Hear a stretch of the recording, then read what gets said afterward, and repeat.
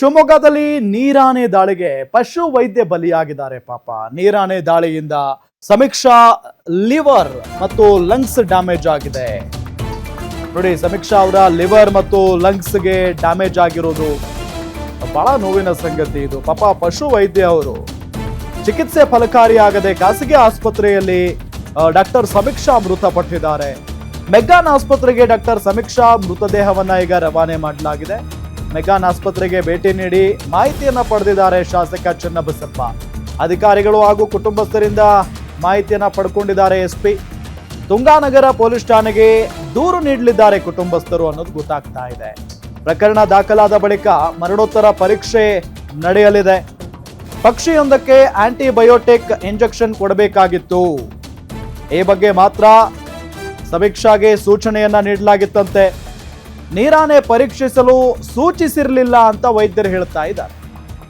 ಆದ್ರೆ ನೀರಾನೆ ಬಳಿ ಸಮೀಕ್ಷಾ ಒಬ್ಬರನ್ನೇ ಕಳಿಸಿದ್ದು ಹೇಗೆ ಅಂತಿದ್ದಾರೆ ಈಗ ಕುಟುಂಬಸ್ಥರು.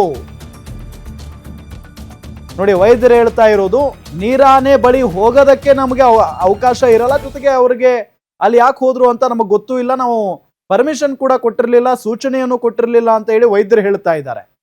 ಇತ್ತ ನೋಡಿದ್ರೆ ಅವರೊಬ್ಬರೇ ನೀರಾನೆ ಬಳಿ ಹೆಂಗ್ ಹೋದ್ರು ಅಂತ ಹೇಳಿ ಕುಟುಂಬಸ್ಥರು ಪ್ರಶ್ನೆ ಮಾಡ್ತಾ ಇದ್ದಾರೆ. ಅರ್ಥನೇ ಆಗ್ತಾ ಇಲ್ಲ ಕೇಸ್. ನೋಡಿ, ಈಗ ಮೆಗ್ಗಾನ್ ಆಸ್ಪತ್ರೆಗೆ ಡಾಕ್ಟರ್ ಸಮೀಕ್ಷಾ ಅವರ ಮೃತದೇಹವನ್ನ ರವಾನೆ ಮಾಡಲಾಗಿದೆ. ಮೆಗ್ಗಾನ್ ಆಸ್ಪತ್ರೆಗೆ ಭೇಟಿ ನೀಡಿ ಮಾಹಿತಿಯನ್ನ ಪಡ್ಕೊಂಡಿದ್ದಾರೆ ಶಾಸಕ ಚನ್ನಬಸಪ್ಪನವರು. ಅದಾದ ನಂತರ SP ಸಾಹೇಬರು ಕೂಡ ಅಲ್ಲಿಗೆ ಬಂದು ಮಾಹಿತಿಯನ್ನ ಪಡೆದಿದ್ದಾರೆ. ತುಂಗಾನಗರ ಪೊಲೀಸ್ ಠಾಣೆಗೆ ದೂರು ನೀಡಲಿದ್ದಾರೆ ಈಗ ಕುಟುಂಬಸ್ಥರು. ಪ್ರಕರಣ ದಾಖಲಾದ ಬಳಿಕ ಮರಣೋತ್ತರ ಪರೀಕ್ಷೆ ನಡೆಯುತ್ತೆ. ಪಕ್ಷಿಯೊಂದಕ್ಕೆ ಆಂಟಿಬಯೋಟಿಕ್ ಇಂಜೆಕ್ಷನ್ ಕೊಡಬೇಕಾಗಿತ್ತು. ಈ ಬಗ್ಗೆ ಮಾತ್ರ ಸಮೀಕ್ಷಾಗೆ ಸೂಚನೆ ನೀಡಲಾಗಿತ್ತಂತೆ. ಅವ್ರು ಹೋಗಿರೋದು ಏನ್ ಕೆಲಸ? ಡಾಕ್ಟರ್ಗಳು ಹೇಳೋ ಪ್ರಕಾರ, ಹಿರಿಯ ವೈದ್ಯರು ಹೇಳೋ ಪ್ರಕಾರ ಪಕ್ಷಿಯೊಂದಕ್ಕೆ ಆಂಟಿಬಯೋಟಿಕ್ ಇಂಜೆಕ್ಷನ್ ಕೊಡಬೇಕಾಗಿತ್ತಂತೆ. ಸೊ ಆ ಕೆಲಸಕ್ಕೆ ಮಾತ್ರ ಸಮೀಕ್ಷಾ ಅವರನ್ನ ನಾವು ಕಳಿಸಿಕೊಟ್ಟಿದ್ವಿ. ನೀರಾನೆ ಪರೀಕ್ಷೆ ಮಾಡೋದಕ್ಕೆ ನಾವು ಸೂಚನೆಯನ್ನ ಕೊಟ್ಟಿರಲಿಲ್ಲ ಅಂತ ವೈದ್ಯರು ಹೇಳಿದ್ದಾರೆ. ಆದ್ರೆ ಕುಟುಂಬಸ್ಥರ ಪ್ರಶ್ನೆ ಏನು? ನೀರಾನೆ ಬಳಿ ಸಮೀಕ್ಷಾ ಒಬ್ಬರನ್ನೇ ಹೆಂಗೆ ಕಳಿಸಿದ್ರು, ಯಾರು ಕಳಿಸಿದ್ರು ಅಂತ ಹೇಳಿ ಕುಟುಂಬಸ್ಥರು ಪ್ರಶ್ನೆ ಮಾಡ್ತಾ ಇದ್ದಾರೆ.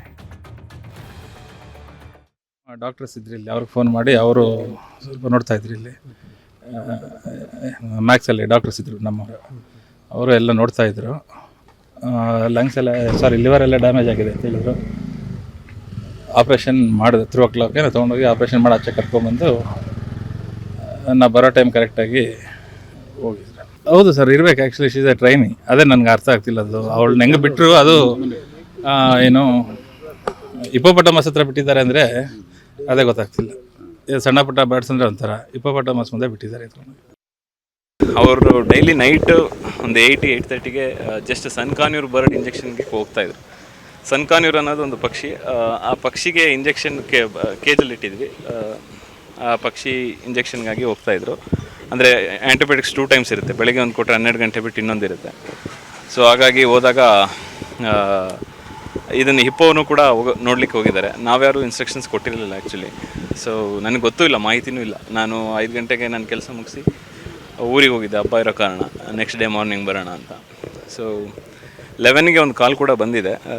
ನಂದು ಡು ನಾಟ್ ಡಿಸ್ಟರ್ಬ್ ಮೋಡಲ್ಲಿ ಆಟೋಮೆಟಿಕಲಿ 11 ಆದಮೇಲೆ ಹೋಗುತ್ತೆ. ಸೊ ಹಾಗಾಗಿ ನನಗೆ ಕನೆಕ್ಟ್ ಆಗಿಲ್ಲ. ಸೊ ಇದ್ರ ಬಗ್ಗೆ ಅವರು ಹಿಪ್ಪೋ ತುಂಬ ಫೆರೋಷಿಯಸ್ ಇರುತ್ತೆ.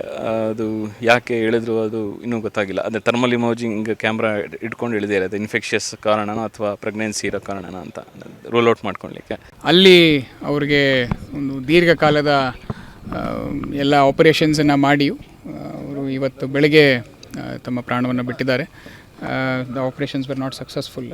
ಅದರಲ್ಲಿ ಪ್ರಾಣಿ ಮಾಡಿದ ದಾಳಿಯಿಂದ ಸ್ವಲ್ಪ ಲಿವರ್ಗೆ ಮತ್ತು ಲಂಗ್ಗೆ ಸ್ವಲ್ಪ ಡ್ಯಾಮೇಜ್ ಆಗಿತ್ತು ಅಂತ, ಮತ್ತು ಎಕ್ಸೆಸಿವ್ ಬ್ಲಡ್ ಲಾಸ್ ಆಗಿತ್ತು ಅಂತ ನಮಗೆ ಇದರಲ್ಲಿ ಕಂಡು ಬಂದಿದೆ. ಇದೇ ನಿಟ್ಟಿನಲ್ಲೇ ನಾವು ಒಂದು UDR ಪ್ರಕರಣವನ್ನು ದಾಖಲೆ ಮಾಡ್ಕೊಂಡಿದ್ದೀವಿ. ಅದರಂತೆ ನಮ್ಮ ತನಿಖೆಯನ್ನು ನಾವು ಬರುವ ದಿನಗಳಲ್ಲಿ ಮುಂದುವರಿಸ್ತೀವಿ. ಇವಾಗ ಅದ್ರ ಬಗ್ಗೆ ನಾವು ಇವಾಗ ಮಾತಾಡೋದಕ್ಕೆ ಆಗೋದಿಲ್ಲ.